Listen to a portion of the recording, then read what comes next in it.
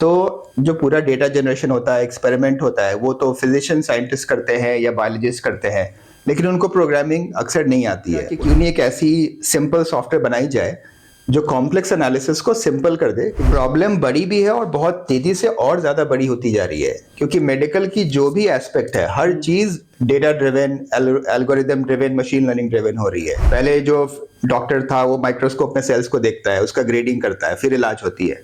अब उसका data analysis से म्यूटेशन आ जाती है, फिर वो पता है कि आपको ये म्यूटेशन है तो ये ड्रग शायद आपके लिए बेटर है। जीनोम हम जब नाम ही सुनते हैं तो अपने आप में एक बहुत ही कॉम्प्लेक्स चीज लगता है। हमें लगता है कि हमने कुछ ऐसा कोई एक बड़ा सा कोई राक्षस रावण टाइप का कुछ एक वर्ड सुन लिया जिसको हम बिल्कुल समझ नहीं पा रहे। पूरी ह्यूमैनिटी में यूएस, यूरोप, जापान किसी के पास नहीं था।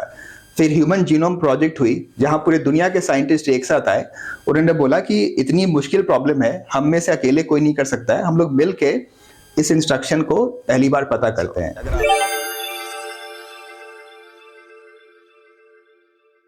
नमस्कार, आप देखना शुरू कर चुके हैं जस्ट विस्ट, और आज हम आपको एक ऐसे इंसान की कहानी सुनाने जा रहे हैं जो हैं तो बिहार से, और लेकिन उनकी जो जर्नी की शुरुआत हुई मुंबई से। और मुंबई जिसे हम सपनों की नगरी के तौर पे जानते हैं, और उनसे कुछ पहले एक और शख्स पटना से मुंबई जाता है और वो सिनेमा में राज करता है दशकों तक, जिसे हम शत्रुघ्न सिन्हा के नाम से जानते हैं। लेकिन मैं शत्रुघ्न सिन्हा से नहीं, आपको एक ऐसे शख्स से मिलाने जा रहा हूं जिनकी कहानी फिल्मी तो नहीं है, लेकिन एक किसी फिल्म से कम भी नहीं है। आज हमारे साथ मौजूद हैं बेसपेयर के फाउंडर और सीईओ अमित सिन्हा जी, और इनसे हम इनकी जर्नी पे एक बार थोड़ा एक नजर डालते हैं, फिर इनसे बात करते हैं। इनकी शुरुआती दौर पे जो हमने डिजिटल खांचे पे हमने अपने तौर तरीके से हमने बैक रिसर्च किया है, तो इनकी जो समर इंटर्नशिप के साथ शुरुआत हुई आईआईटी बॉम्बे में, फिर ये एक फार्मास्यूटिकल कंपनी में एज ए इंटर्न वहाँ पे भी काम किए। देन उनके बाद से ये बतौर जो इंटरनेट पे जो मौजूद है कि रिसर्च असिस्टेंट, ये Cincinnati children hospital medical centre में इन्होंने एज ए रिसर्च असिस्टेंट बतौर काम शुरू किया। उसके अलावा फिर ये हार्वर्ड मेडिकल स्कूल में इंस्ट्रक्टर रहे, और यहाँ पर उन्होंने एक ब्रेस्ट कैंसर सर्वाइवर को एम्पावर करने के लिए एक ग्रुप बनाया। और ये इन जर्नी के बीच में इनके दिमाग में एक आइडिया ने जन्म लिया, और इसको इन्होंने नाम दिया बेसपेयर। तो आज हमारे पास उनके फाउंडर मौजूद हैं। अमित सिन्हा जी, आपका बहुत बहुत स्वागत है justwist.com पे।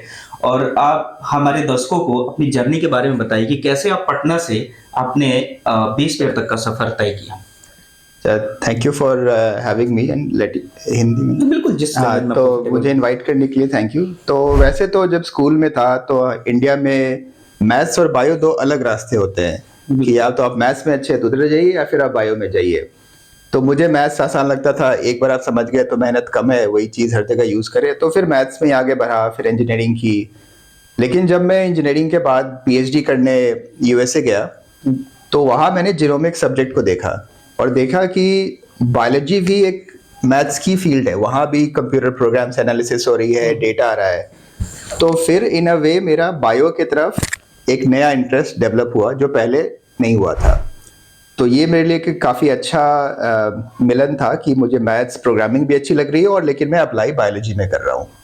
तो इस तरह से धीरे धीरे मैं टेक से बायो और टेक के बीच के फील्ड में आ गया। ठीक है।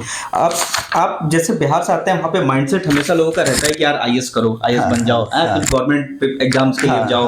तो आप वहाँ पे थे तो आपको भी ऐसा लोगों ने सजेस्ट किया होगा। तो इसीलिए मैंने भी इंजीनियरिंग की तैयारी की। मैं आईआईटी गुवाहाटी गया क्योंकि वही 2-3 ऑप्शन हो जाए, आईएएस, आईआईटी, आईआईएम आजकल आ गया है, या फिर मेडिकल। तो मैंने भी उसी में किया पहले। फिर आपके पास ये कैसा आइडिया कि मुझे एक मतलब एक कंपनी फाउंड करनी है? आपको क्या ऐसी चैलेंजेस दिखी, आपको क्या चुनौतियां लगी कि एज ए आप फाउंडर बन के आप उसको सॉल्व करने जा रहे थे? आपको लगा कि क्या जेन्युइन प्रॉब्लम्स आपको दिखे? तो जब मैं जीनोमिक्स में काम कर रहा था तो जो पूरा डेटा जनरेशन होता है, एक्सपेरिमेंट होता है, वो तो फिजिशियन साइंटिस्ट करते हैं या बायोलॉजिस्ट करते हैं, लेकिन उनको प्रोग्रामिंग अक्सर नहीं आती है। उनकी ट्रेनिंग में प्रोग्रामिंग, डेटा एनालिसिस ये सब नहीं होती है। तो फिर हमारे जैसे किसी लोग के साथ काम करते हैं तो वो प्रोसेस बहुत इनएफिशिएंट होता है। उनके पास कुछ उन्होंने एक्सपेरिमेंट किया, किसी पेशेंट से डेटा कलेक्ट किया, फिर वो हमारे किसी जैसे लोग के पास आए, उनको समझाया। अब जितना मुझे समझ आया मैंने कर दिया, फिर वापस गया, उन्होंने बोला नहीं अब इसको ऐसे चेंज करो। तो बहुत ज़्यादा बैक एंड फोर्थ होता है। तो मुझे लगा कि क्यों नहीं एक ऐसी सिंपल सॉफ्टवेयर बनाई जाए जो कॉम्प्लेक्स एनालिसिस को सिंपल कर दे, कि जिसको प्रोग्रामिंग नहीं आती है, जिसको डेटा एनालिसिस नहीं आता है, वो ड्रैग एंड ड्रॉप करके पॉइंट एंड क्लिक करके अपनी एनालिसिस कर पाए। ये जो प्रॉब्लम है वो कितने बड़े लेवल पे है, क्योंकि इसमें अगर और कितना कंपटीशन भी है, एक बार इस पे भी बताइए कि क्या है और ये प्रॉब्लम कितनी बड़ी है और लोग इसको अभी आपसे पहले इसको कैसे सॉल्व कर रहे थे? प्रॉब्लम बड़ी भी है और बहुत तेजी से और ज्यादा बड़ी होती जा रही है, क्योंकि मेडिकल की जो भी एस्पेक्ट है हर चीज data driven, algorithm driven, machine learning driven हो रही है। जैसे पहले कोई ऑर्थोपीडिक है, वो एक्सरे देखता था तो एक्सरे निकालता था, उसको ऐसे लाइट में उठा के देखता है एक्सरे, उसमें देखता है कहाँ पे क्रैक है। वो चीज आज इमेज एनालिसिस से हो जाती है, मशीन लर्निंग से। आप एक्सरे की इमेज को अपलोड कीजिए, कंप्यूटर प्रोग्राम आपको बता देगा कि यहाँ पे ये क्रैक है, यहाँ पे डिफेक्ट है। सेम फॉर कैंसर, पहले जो डॉक्टर था वो माइक्रोस्कोप में सेल्स को देखता है, उसका ग्रेडिंग करता है, फिर इलाज होती है। अब उसका डेटा एनालिसिस से म्यूटेशन आ जाती है, फिर वो पता है कि आपको ये म्यूटेशन है तो ये ड्रग शायद आपके लिए बेटर है। तो आज के डेट में मेडिकल की हर चीज, इमेज एनालिसिस, जेनेटिक एनालिसिस, हर चीज डेटा ड्रिवन हो रहा है और एमएल मशीन लर्निंग ड्रिवन हो रहा है। तो ये प्रॉब्लम है, ऑलरेडी है और बढ़ती जाएगी। और अगर आप आसान भाषा में हमारे मतलब जीनोम, हम जब नाम ही सुनते हैं तो अपने आप में एक बहुत ही कॉम्प्लेक्स चीज लगता है, हमें लगता है कि हमने कुछ ऐसा कोई एक बड़ा सा कोई राक्षस रावण टाइप का कुछ एक वर्ड सुन लिया जिसको हम बिल्कुल समझ नहीं पा रहे। तो एक आसान भाषा में अगर आम जनता को समझाना हो कि ये पूरा इनका जो इकोसिस्टम क्या है, कैसे काम करता है और क्या रियल प्रॉब्लम्स को ये सॉल्व करता है, एक बार एक इजी वे में बताना चाहिए। बिल्कुल। तो अगर हम किसी भी लाइफ फॉर्म को देखें, चाहे आदमी हो चाहे चूहे जिस पे लोग एक्सपेरिमेंट करते हैं, या खेत में गेहूं के खेती हो, बैक्टीरिया हो, कोई भी जो लिविंग बीइंग है सबके अंदर डीएनए होता है जो उसका एक तरह से सोर्स कोड होता है, उस पर सेट ऑफ इंस्ट्रक्शन होता है, उसके हिसाब से वो चीज चलती है। बैक्टीरिया साइज में छोटा है, उसकी कॉम्प्लेक्सिटी कम है, लेकिन उसके अंदर भी डीएनए में एक इंस्ट्रक्शन है। ह्यूमन बीइंग ज्यादा कॉम्प्लेक्स चीज है, उसके अंदर भी इंस्ट्रक्शन है, बट सब ये इंस्ट्रक्शन से ही चल रहा है। ये थोड़ा ऑब्वियस नहीं लगता है क्योंकि हम ह्यूमन बीइंग को देखते हैं तो स्किन, बोन्स, ब्लड ये दिखती है, इंस्ट्रक्शन नहीं दिखता है, बट सबके अंदर वो इंस्ट्रक्शन से ही चल रहा है। और ये फील्ड इतनी नहीं है कि आज से 20 साल पहले तक ये इंस्ट्रक्शन किसी के पास था ही नहीं। पूरी ह्यूमैनिटी में यूएस, यूरोप, जापान किसी के पास नहीं था। फिर ह्यूमन जीनोम प्रोजेक्ट हुई जहां पूरे दुनिया के साइंटिस्ट एक साथ आए, उन्होंने बोला कि इतनी मुश्किल प्रॉब्लम है, हम में से अकेले कोई नहीं कर सकता है, हम लोग मिल के इस इंस्ट्रक्शन को पहली बार पता करते हैं। तो उन्होंने प्रोजेक्ट किया, वो चीज जिसके लिए दुनिया भर के साइंटिस्ट ने मिल के किया, वो इंस्ट्रक्शन आज एक टेक्नीशियन एक दिन में कर सकता है। 20 साल में इतनी तरक्की हुई है इस फील्ड में। तो आज हमारी इतनी कैपेबिलिटी हो गई है, चाहे वो यूएस हो, यूरोप हो, इंडिया हो, थाईलैंड हो, जापान हो, हर जगह लोग इस अंदर के इंस्ट्रक्शन को पढ़ सकते हैं। इसी को जीनोमिक्स बोलते हैं।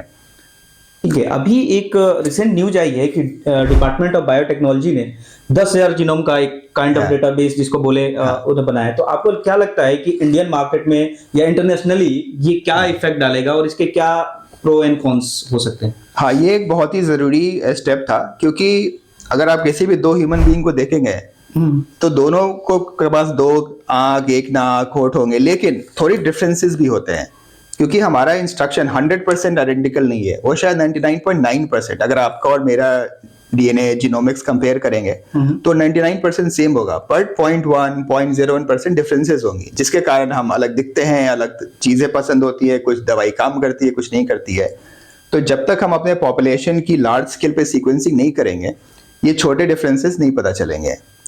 और दूसरी बात, ज्यादा रिसर्च यूएस में हुई है, यूरोप में हुई है, तो वहां के लोगों के जेनेटिक पैटर्न के हिसाब से ड्रग्स बन रही है। अच्छा। तो शायद वो इंडियन पॉपुलेशन पे ना काम करे, या अगर मतलब वो आप कहना चाह रहे हैं कि पर्सनलाइज्ड मेडिसिन। हाँ। तो इसका एक बार बताएंगे कि पर्सनलाइज्ड मेडिसिन क्या होता है? हाँ। और ये किस तरह से मतलब इस पे काम होता है और कैसे लोगों को दिया जाता है? हाँ, सो पर्सनलाइज्ड मेडिसिन का उल्टा है कॉमन मेडिसिन, कि किसी को एक बीमारी है तो सबको सेम दवाई दे दो।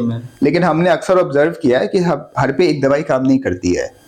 तो इसका कारण क्या है? एक मुख्य कारण हो सकता है जेनेटिक्स। हमारी जेनेटिक चूंकि इंस्ट्रक्शन थोड़ी अलग है, इसलिए जो दवाई आप पे काम कर रही है शायद मेरे पे काम ना करे। तो फ्यूचर ये है कि किसी भी बंदे का हम उसका इंस्ट्रक्शन देखेंगे, जीनोमिक्स उसका देखेंगे, और उसके बॉडी के हिसाब से उसको सही मेडिसिन देंगे, तो फायदा भी ज्यादा होगा और साइड इफेक्ट भी कम होंगे। तो ये है पर्सनलाइज्ड मेडिसिन। आदमी के जेनेटिक पैटर्न्स के हिसाब से आप उसको मेडिसिन दें। अच्छा, तो अभी इस पे किस लेवल पे काम चल रहा है? क्या ये मतलब अभी हो रहा है या आगे होगा? कुछ अर्ली सक्सेस मिला है, फील्ड अभी बहुत नहीं है। जैसे कैंसर में किसी को BCR-ABL फ्यूजन होता है, तो उस तरह की अगर आप में कैंसर है तो उसके लिए एक बहुत अच्छी दवाई है। तो इस तरह से अलग अलग कंडीशंस के लिए दवाइयाँ बन रही हैं, और अभी लेकिन बहुत अर्ली प्रोसेस में है। ओके। और एक और चीज आता है कि जीनोम एडिटिंग। जीनोम एडिटिंग एक टर्म है जिसमें हम लोग एक भी सुनते रहते हैं कि अगर जैसे कुछ बीमारियां जो खानदानी चली आ रही है, मे बी जैसे डायबिटीज हो गया, कैंसर हो गया, तो क्या कोई ऐसा तरीका है कि हम पता कर पाए पहले कि या हो सकता है कि नहीं हो सकता है, और हम इनको कुछ एडिटिंग जो कर रहे हैं कि एडिटिंग करके हम उसको आगे की जो बेटरमेंट कर सके उनके खानदान के लिए? या बिल्कुल, क्योंकि ये काफी सारे जो ब्लड प्रेशर, ये बहुत सारी चीजें कैंसर हेरिडिटरी होती है। तो जनरली जीनोमिक्स की जो हम बात कर रहे हैं उसमें से हम पढ़ते हैं इंस्ट्रक्शन, कि हमने पढ़ के बता दिया कि ये इंस्ट्रक्शन है। तो नेचुरल सवाल आता है कि हमने पढ़ लिया है तो इसको क्या चेंज भी कर सकते हैं? तो उसके लिए वैसे तो साइंटिस्ट काफी पहले से कर रहे थे, पर वो टेक्निक्स उतनी एफिशिएंट नहीं थी। तो एक नई टेक्नोलॉजी आई है जिसका नाम है क्रिस्पर। ओके। CRISPR। उस टेक्नोलॉजी से जीनोम एडिटिंग काफी सिंपल हो जाती है और काफी फ्लेक्सिबल हो जाती है। तो दो चीजें चाहिए। पहले तो हमें एक इंस्ट्रक्शन का कैटलॉग बनाना पड़ेगा, क्योंकि हमें ये आज हो सकता है ये ना पता हो कि कैंसर किस, लंग कैंसर है तो किस जेनेटिक डिफेक्ट से हो, किसी को ब्लड प्रेशर है तो क्या डिफेक्ट है। तो पहले तो हमें काफी रिसर्च करके, काफी जीनोमिक सीक्वेंसिंग करके समझना पड़ेगा कि कौन सी डिजीज किस प्रॉब्लम से आती है। एक बार वो हमें पता चल गया, फिर एक अपॉर्चुनिटी है कि उसको हम जीनोम एडिटिंग से, क्रिस्पर से उस इंस्ट्रक्शन को चेंज कर दें। लेकिन इसमें कुछ एथिकल प्रॉब्लम्स भी आती है। हाँ, कि कोई बोलेगा कि मुझे, हाँ, जैसे कोई बोले कि मेरा बच्चा इंटेलिजेंट हो, उसकी मुझे चेंज करनी है, आंखें कर दीजिए, आंखें नीले आंखी हो, 6 फीट उसकी हाइट हो, तो उससे कुछ हो सकता है नेगेटिव भी हो। तो ये एक एथिक्स भी यहाँ पे आ जाती है जब आप उसको एडिट करने की बात करते हैं। तो अच्छा, बाकी बातें आपके स्टार्टअप्स के बारे में बात करते हैं।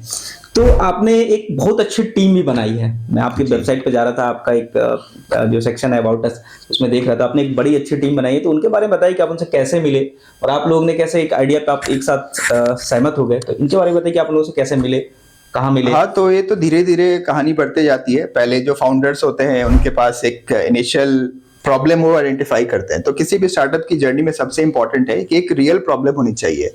काफी स्टार्टअप इसलिए करते हैं क्योंकि आपने कुछ एक अच्छी चीज सोची, पर वो प्रॉब्लम किसी को नहीं है। तो पहले तो मेरे केस में चूंकि मैं लैब में काम करता था, तो इसलिए प्रॉब्लम मुझे काफी अच्छे से पता थी। फिर एक बार आपको प्रॉब्लम है तो शुरू में आप फाउंडर्स कुछ काफी मेहनत करके थोड़ी दूर गाड़ी को खींचते हैं, फिर लगता है कि आगे जाने के लिए एक बड़ी टीम चाहिए। तो यहाँ पे हायरिंग बहुत इंपॉर्टेंट होता है कि कोई सॉफ्टवेयर इंजीनियर अगर गूगल में या इन्फोसिस में अच्छा काम कर रहा है, जरूरी नहीं है कि आपके स्टार्टअप में भी अच्छा काम करे। तो आपको हायरिंग के समय टेक्निकल स्किल के अलावा एक माइंडसेट देखना पड़ता है कि क्या ये स्टार्टअप में काम करना चाहता है। थैंकफुली काफी लोग हैं जिनको स्टार्टअप ही पसंद है। वो बड़ी कंपनी में एक सीमित जॉब उनको पसंद नहीं, उनको चाहिए कि मुझे फ्लेक्सिबिलिटी, उनको रिस्पॉन्सिबिलिटी लेना, अलग अलग तरह की चीजें करना उनको पसंद होता है। तो आपको टेक्निकल स्किल के अलावा इन चीजों का भी परखना होगा इंटरव्यू प्रोसेस में। तो मेरा सवाल ये था कि आप उन्हें कैसे, मतलब इंटरव्यू के साथ ही उनसे जुड़े हैं? हाँ, या फिर कोई कॉमन इंटरेस्ट या फिर कुछ ऐसा कोई और मेमोरी जुड़ी हो? हाँ, तो छोटे स्केल पे जब आपको 5-10 लोग ही चाहिए तो आप अपने नेटवर्क के थ्रू कर सकते हैं कि आप आपके जो मित्र हैं, कॉलीग्स हैं, आप उनसे बोलिए कि मुझे इस तरह चाहिए। तो उस तरह से शॉर्ट स्मॉल लेवल पे 5-10 लोगों में मिल जाता है। उसके अलावा हमने इंटरव्यू प्रोसेस से भी किया है। तो कॉम्बिनेशन है नेटवर्क के थ्रू और इंटरव्यू के थ्रू, दोनों। अच्छा, ये पूछना था मुझे कि बेसपेयर पे अभी आप क्या क्या कर रहे हैं और आपके नेक्स्ट प्लान्स क्या हैं? तो बेसपेयर पे अभी हमारा फोकस जीनोमिक एप्लीकेशंस पे है, जिसमें एक है म्यूटेशंस पता करना, उसमें फिर एक जीन एक्सप्रेशन होता है, एक एपिजेनेटिक्स होता है, ये सब जीनोमिक्स के अंदर आता है।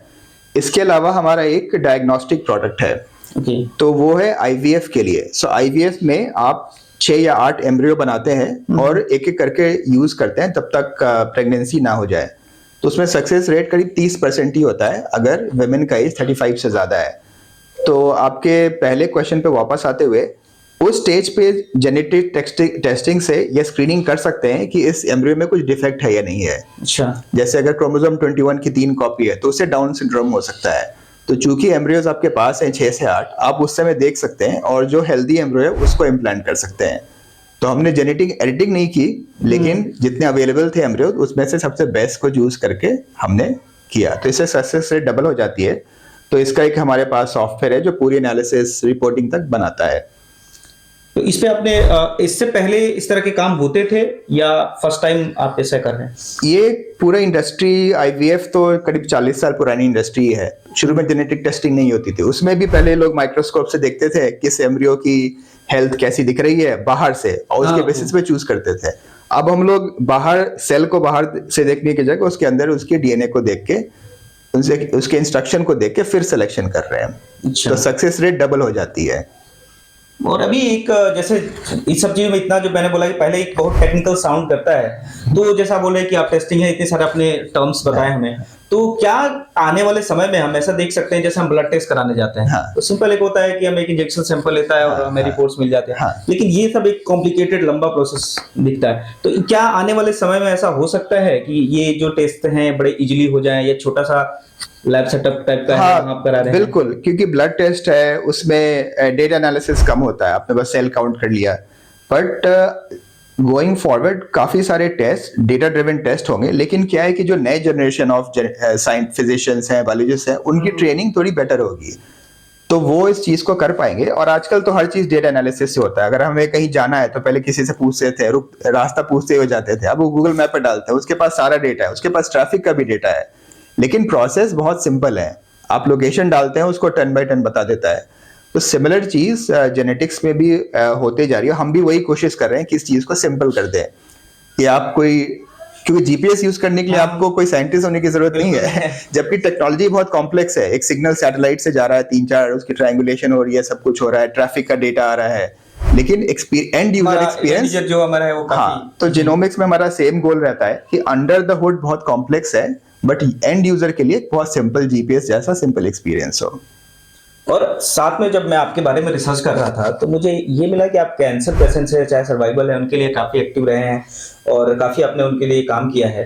तो अभी एक कोई न्यू थेरेपी है CAR-T करके कार्ड, हाँ। तो इसके बारे में कुछ बताना चाहें, या फिर और साथ साथ में ये भी बताएं हमें कि आप उनके प्रति कब से जुड़े हैं और क्या क्या आपने उनके लिए क्या या अभी आप कर रहे हैं, या आगे कुछ प्लान्स हो?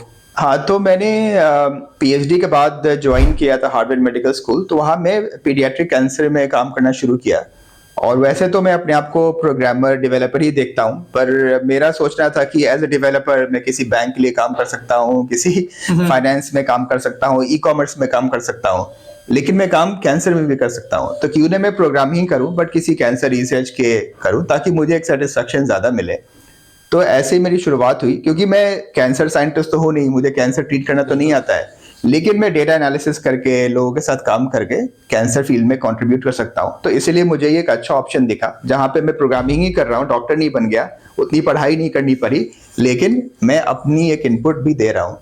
और कैंसर में बहुत तेजी से रिसर्च हो रही है। ये भी एक कैंसर रिसर्च भी 40-50 साल पुरानी फील्ड है, तो वो कुछ भी नहीं होता। ह्यूमन हिस्ट्री करीब 10,000 साल का अगर आप माने रिसेंट मॉडर्न सिविलाइजेशन, तो बहुत ही कम टाइम है। और तो CAR-T में क्या है कि हमारे बॉडी में 5-6 डिफेंस मैकेनिज्म होते हैं नेचुरली, क्योंकि ऐसा कहते हैं कि हर घंटे में एक कैंसर सेल आपके अंदर बन रहा है, लेकिन उसकी बॉडी उसको वो मार खत्म हो देती है। जाए, लेकिन वो जब 4-5 वो जो डिफेंस मैकेनिज्म को ब्रेक करता है, तब वो कैंसर डिजीज बनती है। तो उसमें से एक डिफेंस मैकेनिज्म है कि कैंसर में हमारी इम्यून सेल्स खुद कैंसर सेल को मार सकते हैं, लेकिन वो फेल कर जाते हैं। तो CAR-T में क्या है कि हम अपने इम्यून सेल्स को फिर से ट्रेन करते हैं कि वो कैंसर सेल्स को मार सके, तो आपकी बॉडी एक तरह से खुद ही उसको करती है। लेकिन ये प्रोसेस थोड़ा अभी प्रोडक्शन लेवल नहीं है, तो काफ़ी मेहनत लगती है, काफ़ी लोग लगते हैं एक एक पेशेंट में, तो एक्सपेंसिव है, बट इनिशियल रिजल्ट्स काफ़ी प्रॉमिसिंग हैं। ओके। बाकी और भी आप हमारी जो अभी जनता देख रही है, और आप उनको कोई मैसेज देना चाहें, कुछ ऐसा बोलना चाहें, आपके लिए फ्री टू। भाई मैं बोलूंगा कि जो भी हमारे यंग डेवलपर्स हैं, सॉफ्टवेयर के लोग हैं, उनको देखना चाहिए कि मैं किसी बायो रिलेटेड, किसी मेडिसिन रिलेटेड फील्ड में प्रोग्रामिंग करूं, तो उससे एक वो काफ़ी पॉजिटिव कंट्रीब्यूशन कर सकेंगे। और बहुत ज़रूरत है, क्योंकि जो आपके बायोलॉजिस्ट हैं, फिजिशियंस हैं, डॉक्टर्स हैं, उनको जनरली उतनी प्रोग्रामिंग नहीं आती है, तो आप काफ़ी हेल्पफुल हो सकते हैं। तो ये मैं डेवलपर्स को बोलना चाहूँगा, जो काफ़ी लोग हैं इंडिया में ऐसे। तो दोस्तों, हम आज बात कर रहे थे अमित सिन्हा जी के साथ, जो कि बेसपेयर के फाउंडर हैं और CEO हैं, और ऐसी और इंटरव्यूज हम आपके पास लेके आते रहेंगे। उसके लिए हमें फॉलो करें, लाइक करें और इस वीडियो को शेयर करें। Thank you. Thank you.